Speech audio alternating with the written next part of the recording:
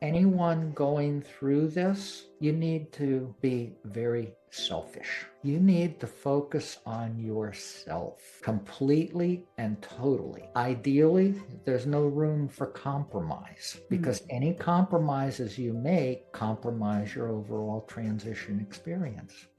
What do you really know about people who are born transgender? Have you ever met someone who's transgender? Well, if you're like me, you're curious but hesitant to ask questions. Well, welcome to Demystifying the Transgender Journey. In our conversations with people who were born transgender, their families, friends, and the professionals who support them, we ask probing questions and discover insightful and educational answers. You can also find more information on our website, thetransgenderjourney.com. Now let's get right into today's episode. Last time on Demystifying the Transgender Journey, I can't go back and redo these 67 years, so make the best of what I've got going forward. I went from living as a guy to living as a woman, full-time, 6 months. I was about 70 pounds heavier than I am now. I was type 2 diabetic. My blood work was horrible. Emotionally and physically, I was a mess. Once I straightened out my whole mental process, the thoughts and the beliefs that I have, all of that started to change. It is our minds that can affect our health. I was living full-time by July of 2015, had surgery in August of 2017. Most wonderful experience in my entire life. I hear a lot of people say, well, I'm too old. I still feel like I'm in my 20s and 30s. Never too old to be yourself. Welcome to another episode of Demystifying the Transgender Journey, brought to you by Women Who Push the Limits. I'm your host, Lynn Murphy, and I'm founder of Women Who Push the Limits and author of the best-selling 50 Life Lessons from Inspiring Women. For today's episode, I'm continuing to interview the amazing Wendy Cole. Wendy was born transgender and transitioned at 67 years old from living in a man's body, which she knew was not really who she was, to living her authentic life as the woman that she was meant to be. When we recorded this episode, she was 75 years old. If you haven't listened to those episodes, be sure and find those. Wendy and I have had such insightful conversations that we knew we needed to continue doing more episodes of this podcast. So Wendy and I agreed that she would come back for more interviews, and today we're going to pick up where we left off before. Today she's going to talk about her experiences of blending in and some of her first experiences of living as a woman. So Wendy, welcome back to the show, and thank you so much for sharing so authentically and such a fascinating story about your life. Thank you for having me, and I really enjoy doing this with you, and I think it's important. And that's what I think too. It's important that people understand people who are different. There's a song that popped into my head that I learned when I was a kid. We sang it in school or in church or something. It was, "Let there be peace on earth and let it begin with me." And talking about we're all brothers or brothers and sisters. Right. They wrote it back in those days when they weren't quite as worried about that. But Yeah. and so let's walk with our brothers and sisters in perfect harmony. And I think interviewing you and getting the word out that you've been so gracious to share and so authentic and open, I think that just helps everybody get to the point where maybe we'll walk in more harmony. And Lynn, the reason that I started doing this was how many people have ever had the opportunity to meet a person like me, or talk to someone like me, or even comprehend what my life has been like over the decades. And that's what I want to share, because I want to remove that mystery, that mystique about it, that it's something really strange and different, because I'm not that much different from anyone else. We're all human. Yeah. I just happen to have been born with a different condition that until 2012 was not socially acceptable to even discuss. And the medical community wouldn't have anything to do with it until 2012. And you talked about how at 3 years old, you knew you were a girl. It was so obvious. At 10 years old, you told your parents and they threatened you with psychiatric treatment that was horrendous. Exactly. We talked about that last time. So how you buried that. And the thing that I remember from that last interview was talking about the depression and the frustration and the anger that was just part of you all the time. And to Wendy, to live like that for so many decades. Exactly. had to be incredibly difficult. It was very difficult. And it was fraught with many perils of things that I could have done, tried to do, whatever. In some very dark periods. So tell us, you said it was 2015 is when you finally made the decision.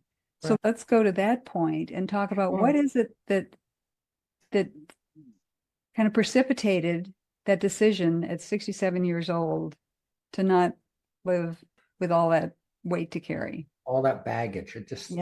I hit a very dark period in late 2014. And I've always had periods of suicidal ideation. This was really bad.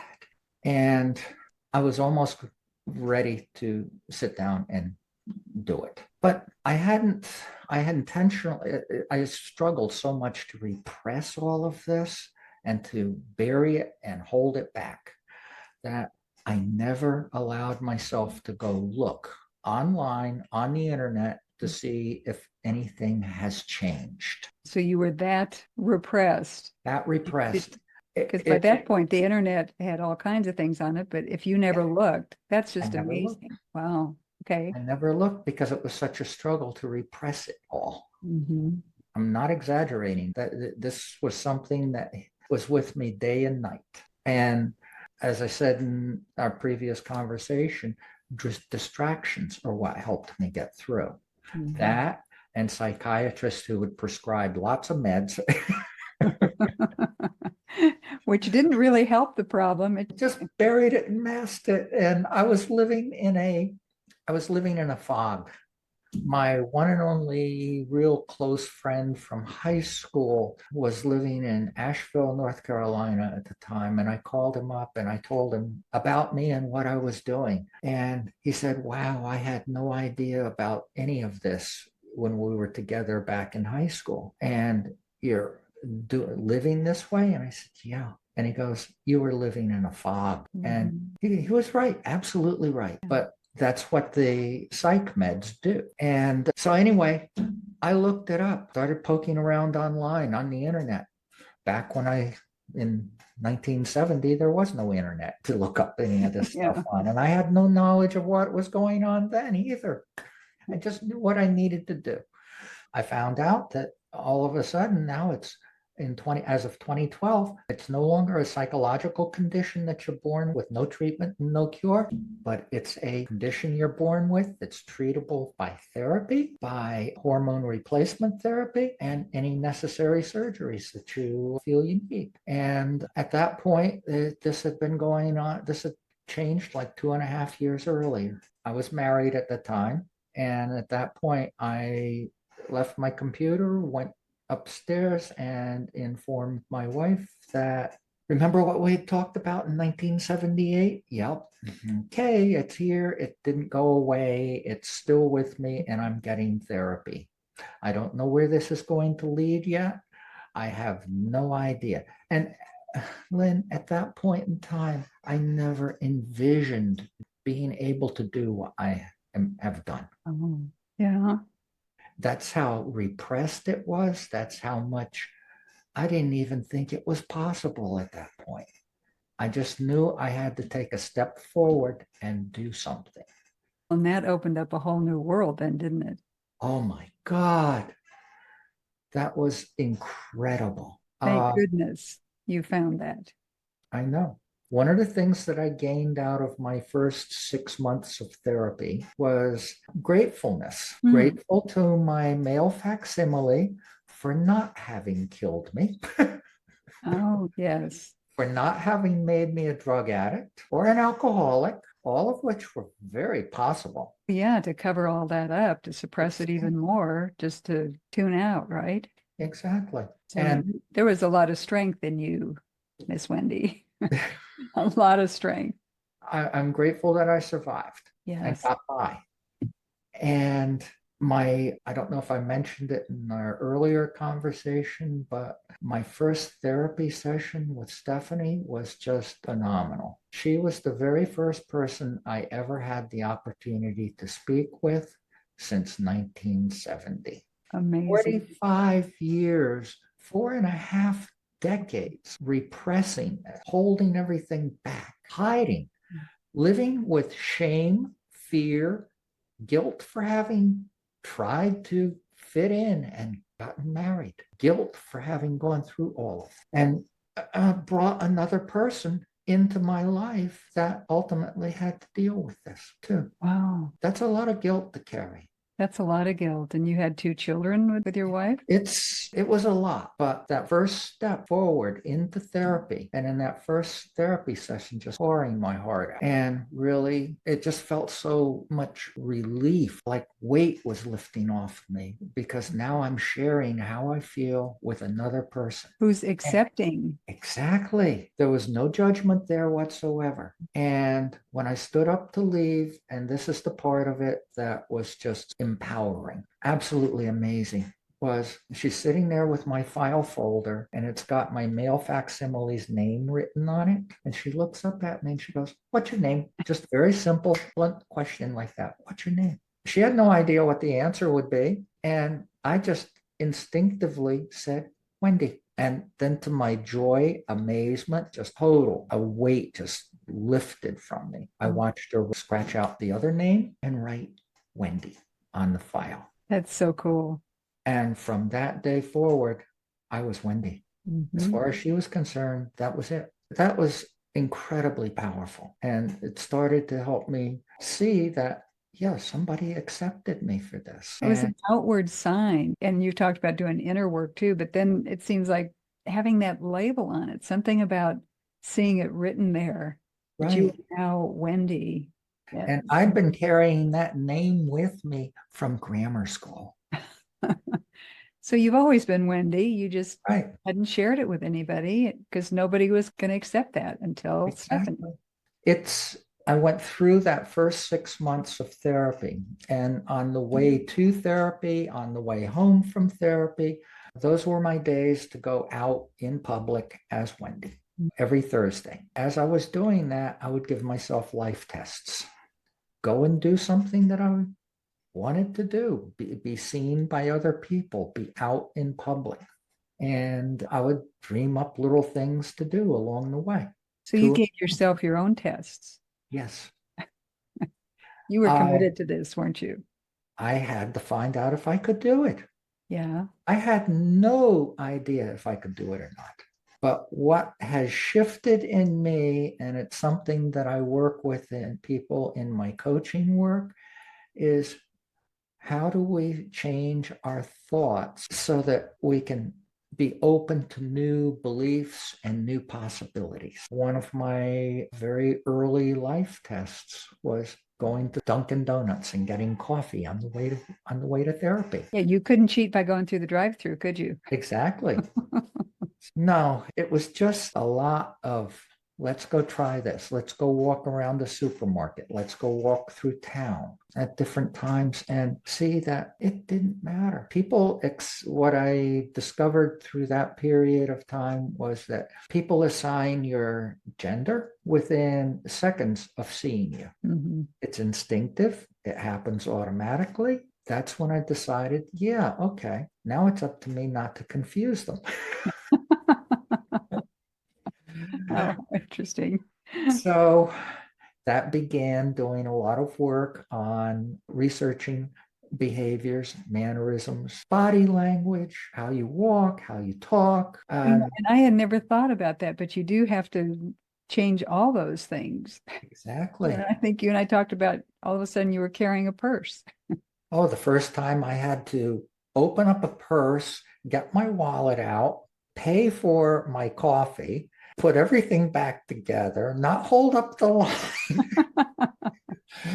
and then carry everything over to go put the cream and the sugar and all the other stuff in, whatever. That in and of itself was an experience, a new experience that my male facsimile never had. Yeah. And had no clue over. Imagine there were a lot of firsts. Everything is a first. Yes. My second day as Wendy, I went from having not cross-dressed in 35 years because I couldn't stand to do it. It hurt to take everything off because it was a reminder of what I couldn't be, that I couldn't be me. So I hadn't cross-dressed in 35 years. I hadn't done anything that was even remotely feminine. And from January of 2015 into July of 2015, I went from male to female. 6 months. That's pretty fast. One of the things within my community is transition's very difficult and it takes a long time. If that's what you believe, it will. But it doesn't have to be. It doesn't have to be. I and several of my clients are proof of that. I did it in 6 months. I have a client that did it in 6 weeks. Wow. And things like makeup and hair and clothes, and if you hadn't done any of that for 35 years, what did it take for you to figure out how to even just change your outward appearance? I started very simply just buying things basically online, have them shipped to the house and experiment. But I came to the realization that I needed help. And when it comes right down to it, little girls don't learn this on their own. No. They're taught by their mothers, their friends, and it's something that evolves and they grow up with. Yeah. I didn't have any of that. I had just the reverse. None of that. None of that. This is where I had to develop some thick skin and some nerve to actually go and ask for help. One of the first places I did was I was seeing a woman for electrolysis. That's to get facial hair plucked and removed. I was talking with her. It turns out she's a cosmetologist also at a beauty salon. And she encouraged me to just come on in. And I'm going, I'm still not going out as Wendy at this point that much. So I don't know, blah, blah, blah. She told me, she goes, the beauty industry is very open. It doesn't really matter. Come in however you want to, guy or as yourself, and let's take some lessons. I paid her for 3 different sessions to learn to do my makeup and what colors would work. All the things, all the little details that I had no clue what to do. That was one of the best investments I made. She taught me and taught me very well. She did teach you well because you look fabulous. Thank you. You just look amazing. Yes.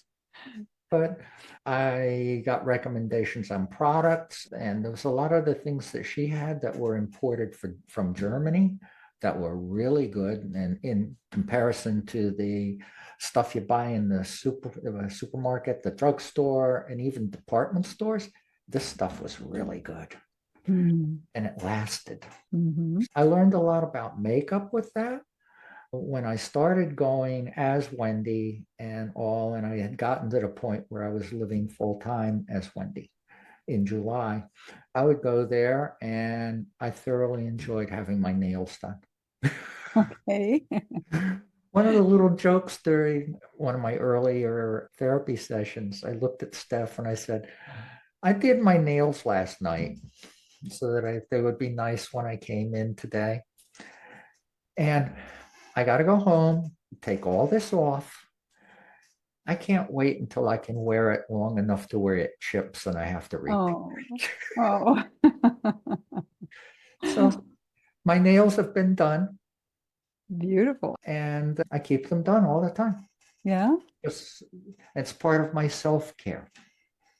And if you feel good doing that, here, you're talking to someone who is somewhat vain, and I don't go out of the house without makeup, and I like looking nice. And that's what you're talking about too, how that makes you feel good inside. If I went out of the house with my hair not done and no makeup on and sloppy, I wouldn't feel good. You're doing things as we women do to make ourselves feel good. Exactly. Yeah. And bottom line, that's what life is about, is feeling good.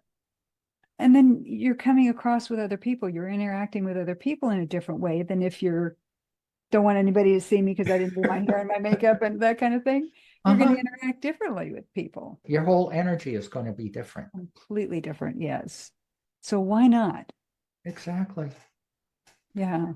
And this was all the stuff that those little life tests gave me as I was going through this process of basically opening up my mind to being, this is all possible. Yes, Mm. I can do this. And okay, there might be some difficulties. I might have some issues. People might figure me out and be mean and nasty about it and all of that. Okay, then I don't need to have them in my life. Yeah, exactly. That's the way I started just looking at things. It's like, whatever's possible, I'm going to try. Yeah. My mantra became like the Nike slogan, just do it. One of the things I learned very quickly is we all make excuses not to try something. Oh, yes. I'm tired. I don't think I feel like doing it today. Mhm. No, whenever I start to feel that way, that's when it's time to lace up the sneakers and go out and do it, or Yes. whatever it is, just do it.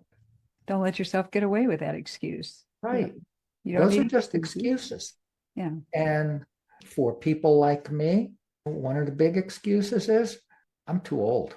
Oh, yeah. There That's is a no big one. such thing. If you have at least decent health and you Mhm. can move around and you can get around and take care of yourself and all of that, you're not too old to be yourself. No. In fact, one of the women I interviewed for the book was 89 years old when she set the Guinness World Record for the oldest person to summit Mount Kilimanjaro, which is over 14,000 feet.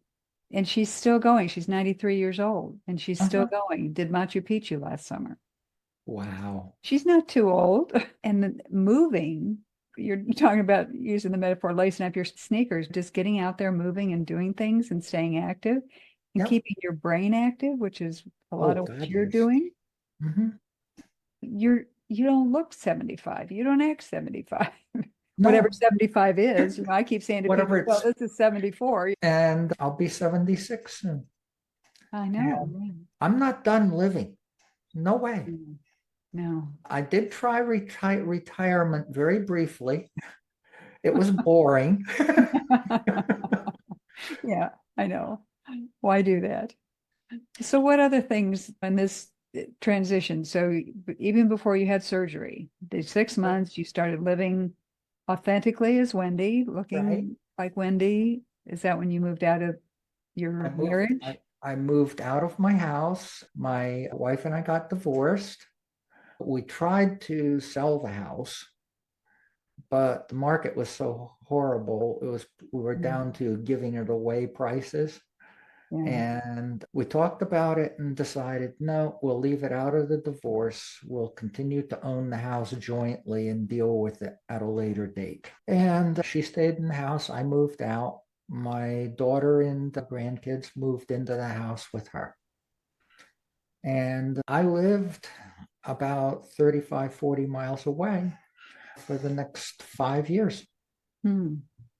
And my ex-wife's statement a few years ago was, it's great that you moved out and did what you did on your own. You never would have transitioned nearly as well living here and staying Mhm. here. She's absolutely right. So was she supportive of this? What was her Uh, situation? I found out in 2015 during one of our early conversations when I said I was going to start hormone therapy on March 4th of 2015. And she said, we didn't discuss it. And I said, no, there's nothing to discuss. This is something that I need to do. And I have to do it for me. Mhm. And she said, okay, so we're going to get a divorce. You're going to develop breasts. Lord knows what else you're going to do. And I'm not a lesbian. And so we're getting divorced. So that prompted me in 1978 when I first told her about this. And I expected we would be divorced soon thereafter. And we weren't. She decided that we were going to stay together as long as I didn't do anything about this. Mm. And so I didn't bother asking because I knew I had no options then. Yeah. And so finally in 2015, I did ask, why didn't we get divorced back then? And I found out that it was because she didn't want to move back to Philadelphia to live with her parents in a row home in Northeast Philly with the two kids. Mm-hmm. And she felt stuck. Mm-hmm. I didn't know that was for sure that was going on then, but especially from 78 on, that was my guilt. Oh, yeah. I married her. I wasn't upfront. I lied by omission. Mm-hmm. Mm-hmm. I just didn't tell her about any of this from my past. Yeah. And it's all because I was encouraged to go ahead and get married. Go ahead, have a career, have a wife, have a house and family, and you'll forget all about being a girl. And But you didn't. and I knew I probably wouldn't, but I tried every other option. Yeah. That's what society expected at that point too. You Exactly. were going with what you had to do at the time. But yeah, that guilt, that could weigh heavy. Yeah, it is a very heavy burden, Mm-hmm. and it does no one any good. No, no. It didn't do her any good, and it definitely didn't do me any good either, but that was that. I did let go of that very quickly. Oh, you did. Okay. There's been a lot of forgiveness in this. I forgave my parents, even though they threatened to commit me and get me fixed. Yeah. And my whole relationship with my father over all of this was horrible. There were a whole bunch of things in his life that contributed very heavily to this. And he was actually married to his first wife and living with my mother and I for the first 8 years of my life. No kidding. He was a bigamist. He wasn't married. Was he married to your mother? Yeah, not legally. Not really, but The living as if he were. story is that one of his Navy buddies during World War II in Houston, Texas, where he was stationed, one of his Navy buddies played minister and married them.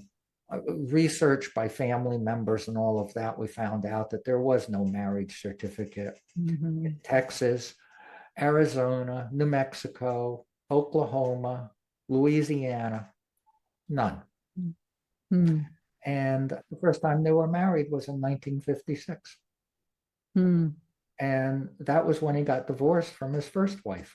And all of this was so he could have a son. Oh, That was the motivation. he wanted the son that he thought you To were. continue the family name. Okay.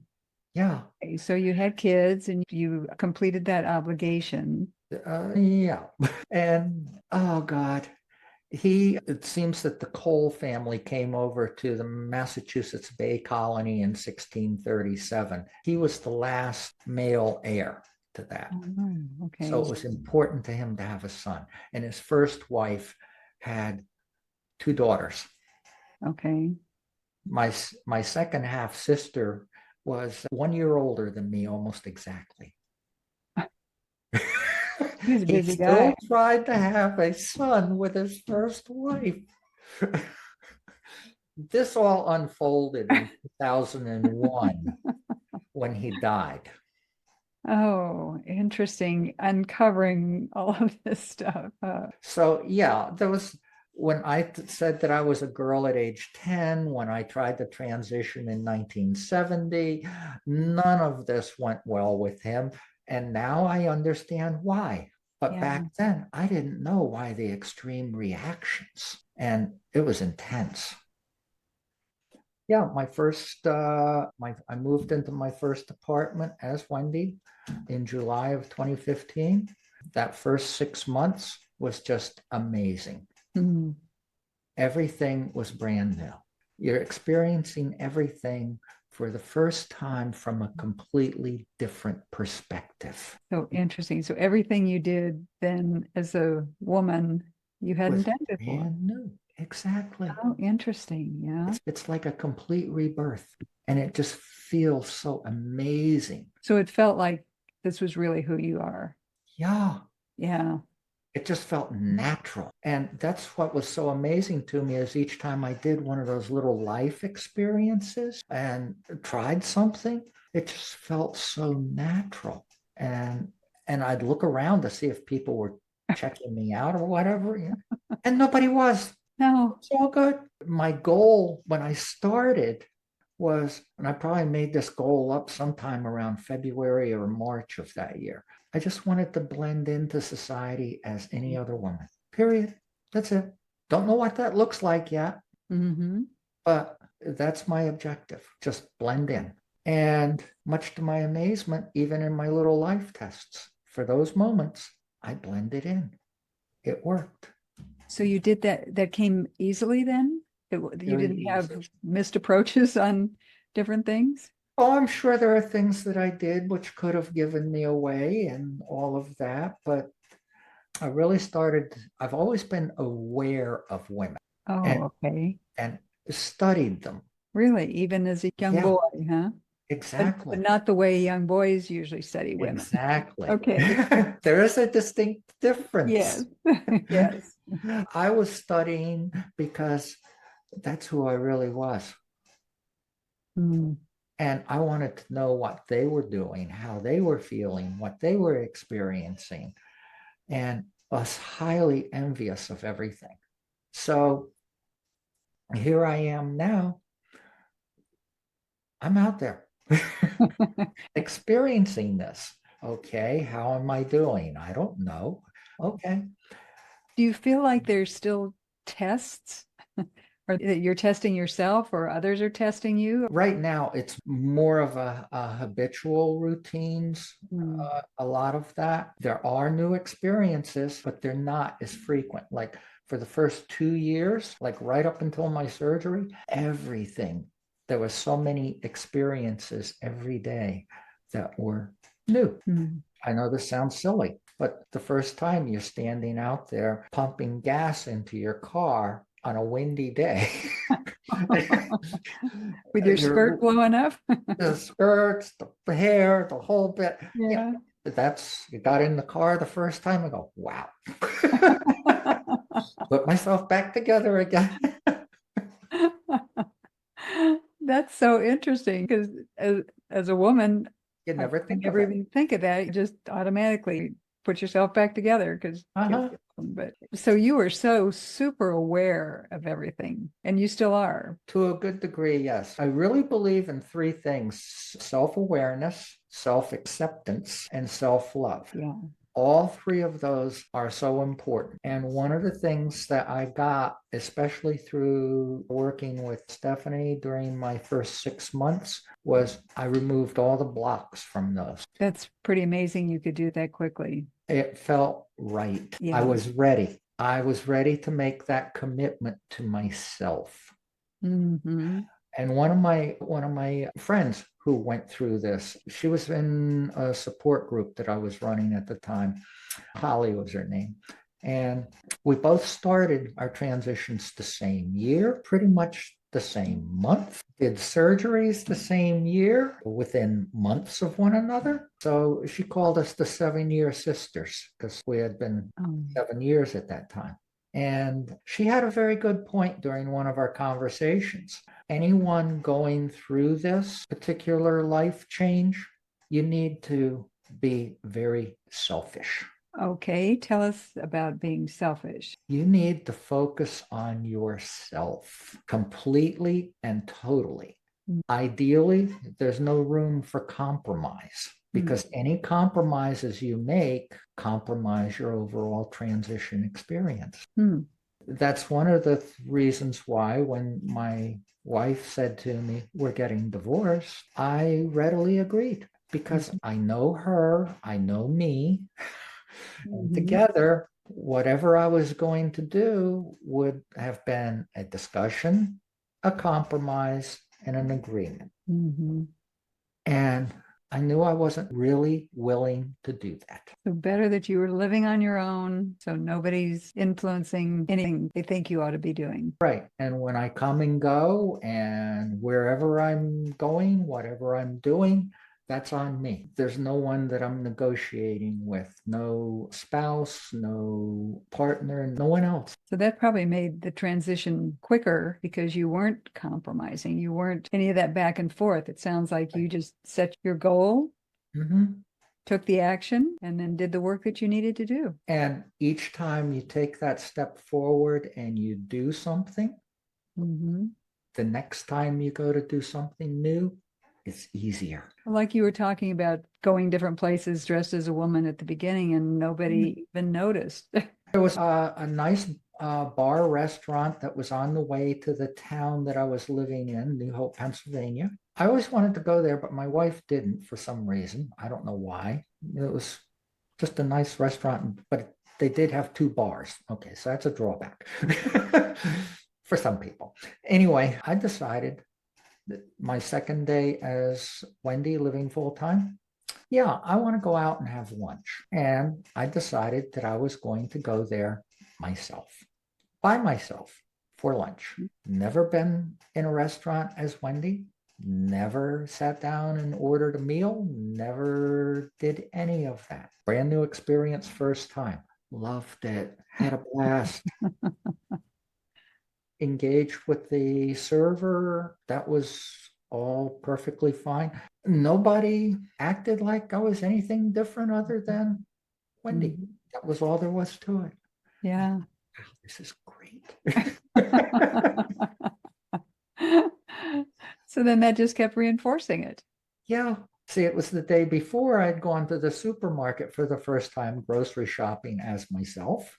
Yes. And the first time that I signed my name was for my store discount card. I decided, okay, I'm not going to cop out on this. I'm just going to go do it. I Okay. got in line with everybody else, walked up to the service desk, got my card, signed my name, put my address in there and all that good stuff. Off I went and going, yeah, that was easy. Interesting, these little tests that you gave yourself. Uh-huh. And it's all these little experiences that come up and they just continued. Yeah. So are Um, there any firsts now? Because it's been 8 years. yeah, I'm going into my 9th year. Yeah. First, this year I packed up a house in 2023. My ex and I finally agreed that it was time to sell it, and we sold it. There was a lot of work involved in doing that, and it took me the first 6 months in order to make that all happen. At the time, I had no idea really where I was going to live. I put that out to the universe that I would figure it out. Yeah. I didn't have time during the cleaning out of the house or the selling or anything like that to really look at any length where I was going to live. So after closing, I went and checked into a hotel. Okay. I was exhausted. I went to sleep at 9:30 that night and didn't wake up until 2 o'clock the following afternoon. But I had been networking with some people in New England and I got interested in moving back to New England. And that's what I wound up doing. Mm. So did I know anyone here? No, just one or two people who were LinkedIn connections. Hey, so nobody that you really knew. Nobody. Well, come on. I decided, this is a growth experience. Mhm. Go there, find a place to live, and start over in a place I've never been to as an adult and don't know anyone. That sounds like a big first to be doing that, whether you're all of a sudden doing that as a woman when you used to be doing things like that as a man, or just for anybody. That's a big move to make. Uh-huh. That's a big first. And I do firmly believe that these are all growth experiences. Yeah. On top of that, I laid in doing these interviews Yes. because I got sick and tired of hearing people on politicians and religious people and all of that talking about people like me. Mm-hmm. And And that's knowing nothing about them. exactly. Yes. I decided, okay, enough's enough. I'm going to start putting myself out there and doing this. And that way, at least I'm a counter to them. Thank goodness. So we're going to stop this interview right now, and Wendy will be back for more as we continue this conversation about her life. Thank you for being here today, Wendy, and thank you to the audience for joining us. I know that you found this fascinating, so be sure to like, subscribe, share this out with people who would be interested. We're all about educating people what it's like to be born transgender, so help us share that out. And be sure and subscribe. Whether you're listening on podcast or YouTube, please subscribe to our channels. If you want to contact Wendy, look for her website, which is meetwendycole.com. That's meetwendycole.com. And we'll have that information in the show notes. Please reach out to her. She's an amazing coach, an amazing mentor. Thank you for being here today. I'm your host, Lynn Murphy, founder of Women Who Push the Limits and Demystifying the Transgender Journey. So tune in next time for another amazing conversation with Wendy Cole. We'll see you then. Thanks. Next time on Demystifying the Transgender Journey, I don't think I achieved anywhere near what I could have academically and professionally in life. I didn't come close to my potential. I know how I feel now and how I am now. Had I been that way back in my late teens and early 20s and all the way through, things could have been very different. Yeah. Because this affected everything. Thank you for joining us today on this episode of Demystifying the Transgender Journey. Remember to subscribe so you don't miss a single episode of our fascinating interviews. You can also find more information on our website, thetransgenderjourney.com. So until next time, stay curious and stay kind.